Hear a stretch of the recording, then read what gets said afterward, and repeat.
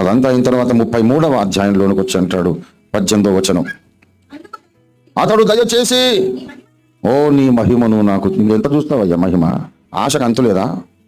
కొద్దిగంత అట్లా చూసి వదిలేయాలంతే దేవుణ్ణి. కానీ నువ్వు 40 దివారాత్రాలు అక్కడ ఉంటివి, ఇది సరిపోలేదా? మరీ ఇంత అత్యాశ మంచిది కాదు బాబు. ఏదో ఒక పావుగంట ప్రసంగం అయితే సరిపోతుంది. లోకంలో ఆస్తిపాస్తులు అనుకోండి, ఎంత ఉన్నా సరిపోదు. ఎన్ని ఎకరాల భూమి ఉన్నా సరిపోదు. ఎన్ని తులాల బంగారం ఉన్నా సరిపోదు. తులాలు కాదండి, కిలోలు కావాలి బంగారం. ఏం చేసుకుంటాడు? ఎత్తేసి కొట్టుకుంటాడా?